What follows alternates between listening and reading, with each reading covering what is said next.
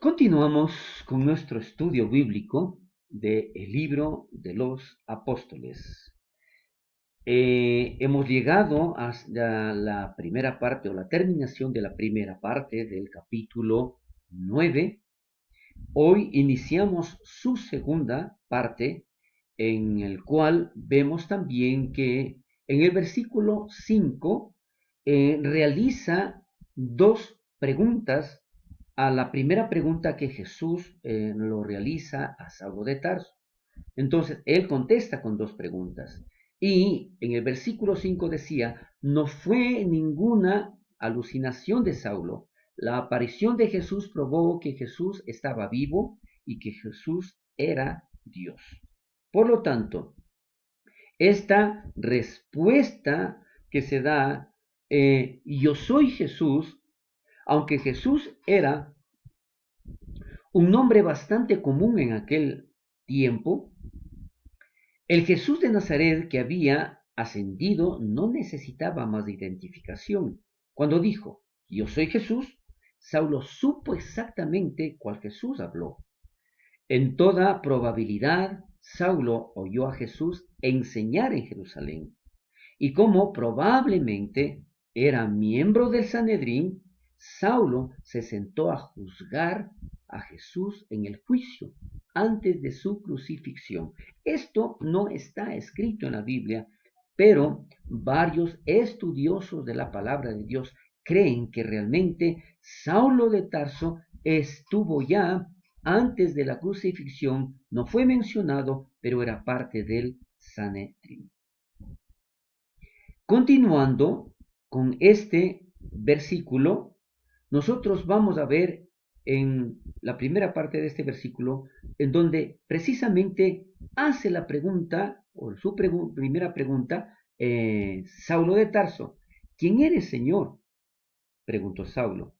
Y el Señor respondió, como le indicaba, yo soy Jesús a quien tú persigues. Entonces, esta pregunta, que nuevamente lo vamos a analizar un poquito, dice, ¿quién eres, Señor? Debemos hacer esta pregunta con un corazón humilde y hacerla a Dios. O sea, nosotros siempre deberíamos tratar de entender, de conocer y saber más de nuestro Salvador Jesucristo. Jesús nos mostró exactamente quién es Dios y él puede contestar esta pregunta. Pablo pasó el resto de su vida deseando saber más completamente la respuesta a esta pregunta. ¿Por qué? Le aseguro que ni usted ni yo estamos satisfechos con lo que conocemos de nuestro Señor Jesucristo. Queremos mucho más porque la palabra de Dios declara precisamente, se manifiesta para conocerle a nuestro Salvador.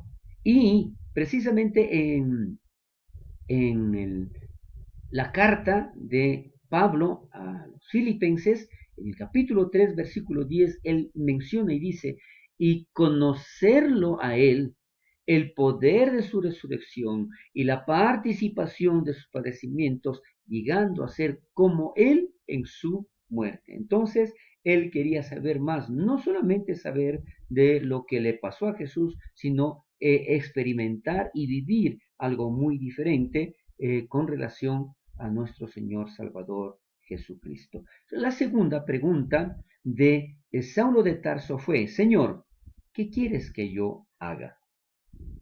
Mire, y en esto pocos realmente se atreven a hacer esta pregunta a Dios, pero cuando lo hiciéramos, debemos hacerlo con sumisión y obediencia decidida.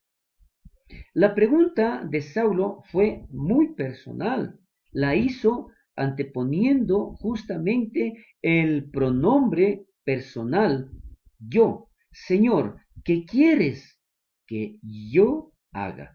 A menudo estamos bastante interesados en lo que Dios quiere que otros hagan, pero el corazón rendido debe siempre preguntar, Señor, ¿qué quieres que yo haga? Cuando Saulo hizo esta pregunta, Jesús le dijo que hacer en ese momento. Fue interesante porque siempre nosotros tenemos una respuesta y en este caso vamos a ver la respuesta que tuvo de Jesús. No le menciona como muchos pretenden siempre tener la respuesta a todo o saber hasta el momento de su partida a la eternidad. Aquí vemos que que Jesús le responde, pero de lo que va a pasar en el momento. Este es a menudo el carácter de la dirección de Dios en nuestras vidas. Él nos dirige un paso a la vez, en lugar de exponer los detalles del gran plan de una vez. O sea, Dios, ¿no es cierto?, lo menciona de forma paulatina, como nosotros necesitamos saber. En la segunda parte de este versículo 5 dice, dura cosa te es dar coces contra el aguijón. Esta declaración de Jesús fue en realidad una pequeña parábola sobre Saulo y su vida. Porque recordemos, y aquí vamos a ver exactamente, un aguijón era un palo largo y extremadamente afilado que se usaba para hacer caminar al buey en la dirección que uno querría cuando araba. Uno picaba las patas traseras del buey con el aguijón hasta que el buey cooperaba. Interesante. Ahora, en esta parábola que mencionamos, esencialmente Saulo era el buey, Jesús era el granjero. Saulo era terco, pero valorable y potencialmente y extremadamente útil para el servicio del amo. Jesús aguijaba a Saulo en la dirección correcta y a Saulo le dolía. Mas, en lugar de someterse a Jesús, en lugar de obedecer, en lugar de rendirse, Saulo pateó contra el aguijón, causándosele solamente más y más dolor. Entonces, ¿qué implica esto? Que no es demasiado decir que si nosotros no hacemos estas dos preguntas y escuchamos obedientemente a la respuesta de Dios a estas preguntas, que Pablo lo hizo, entonces estamos comparándonos como bueyes. Recordemos, la primera pregunta era, ¿quién eres, Señor? Y la segunda, Señor, ¿qué quieres que yo haga? Por lo tanto, Saulo respondió con dos de las preguntas más importantes que alguien puede y debe hacer. Podemos quejarnos de que Dios nos compara con bueyes. Imagínese que nosotros seamos comparados con los bueyes. Pero aquí es interesante esta declaración y dice, y de hecho es una comparación injusta. Después de todo, ¿qué buey se ha rebelado contra Dios como nosotros? Dios casi debe una disculpa, pero a los bueyes. Algo estaba aguijando la conciencia de Saulo. A pesar de toda su seguridad externa que él manifestaba, había algo que le molestaba por dentro. El hecho de que aquí se menciona pateó contra él para asegurarse, para sentirse que él podía hacer las cosas, pero seguía allí ese dolor. La inquietud pudo haber empezado con la oración de Esteban. O sea, se supone que cuando fue lapidado Esteban, y que eso lo declaramos y lo hemos estudiado anteriormente en el mismo libro de Hechos capítulo 7 del versículo 57 al 60, en donde decía, Esteban fue lapidado y ahí estaba Saulo de Tarso. Probablemente desde ese instante él sintió algo en su interior, o quién sabe, en el momento mismo en que él estaba siendo parte de los que juzgaban a Jesús antes de la crucifixión. No lo sabemos, es una especulación, pero consideramos que el momento en que aquí se dice que él tenía, ¿no es cierto?, que daba coces contra el aguijón, es porque él sentía definitivamente algo diferente. Dura cosa te es. Esto muestra el gran amor de Jesús. Él fue el perseguido, pero su preocupación fue por el efecto que tuvo en Saulo. Qué corazón tan tierno tiene Jesús, que igual, a pesar de nosotros hacer todo lo que hacemos, Jesús está anhelando que nosotros podamos acercarnos a Él y no sigamos dando cosas contra el aguijón.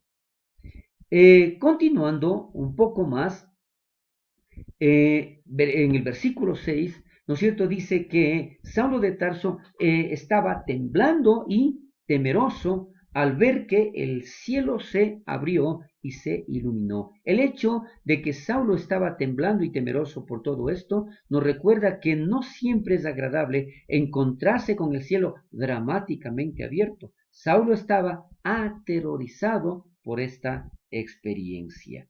En este capítulo solo se nos da el recuento más breve de lo que sucedió aquí. Pero sabemos más de lo que dice Pablo de esta experiencia en el libro de Hechos, pero en los capítulos 22 del versículo 3 al 11, en el capítulo 26 del 12 al 18, también está escrito o hay referencia en relación a esto en la primera carta que escribe Pablo a los Corintios en capítulo 9, versículo 1. En la misma carta que Pablo escribe a los Corintios en la primera, en el capítulo 15, versículo 8, se menciona precisamente de esta experiencia que tuvo Pablo, en ese entonces conocido como Saulo de Tarso. También sabemos más por lo que dijo Bernabé acerca de la experiencia de Saulo en este mismo capítulo que estamos estudiando más adelante, en el versículo 27, y por lo que dijo Ananías acerca de la experiencia de Saulo en este mismo capítulo, en el versículo 17. De estos registros aprendemos que Jesús se le apareció a Saulo personalmente en esta visión cegadora. Es interesante, le decía, porque definitivamente aquí nosotros podemos ver que esa experiencia, el de temblar y el de ponerse temeroso, ¿no es cierto?, en respuesta a esta luz que se manifestó en el cielo, Saulo sin duda cerró los ojos, pero no precisamente por reverencia como anteriormente lo habíamos mencionado.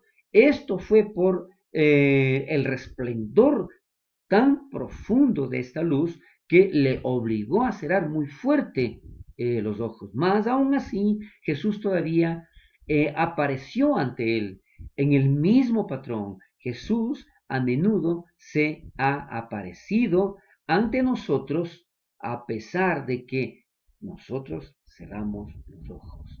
Allí está Jesús manifestando, obrando y haciendo su obra. En este encuentro con Jesús, Saulo aprendió el evangelio que predicaría el resto de su vida.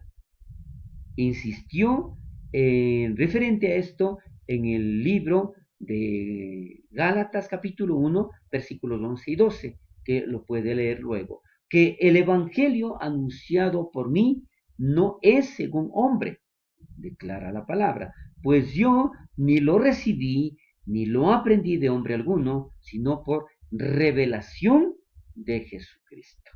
Aleluya. Entonces, es allí donde precisamente nosotros podemos, ¿no es cierto?, ver cómo se manifiesta toda esta situación en esta primera, en esta segunda parte que terminamos en este momento, ¿no es cierto? Y pasaremos precisamente más adelante a estudiar la tercera parte de este capítulo 9, en donde estaremos describiendo la forma como se apareció Dios o cómo tuvo esa visión Ananías para ser el instrumento para que vaya y imponga y ministre a Saulo de Tarso. Entonces estaremos o continuaremos, ¿no es cierto?, en la tercera parte de este capítulo 9.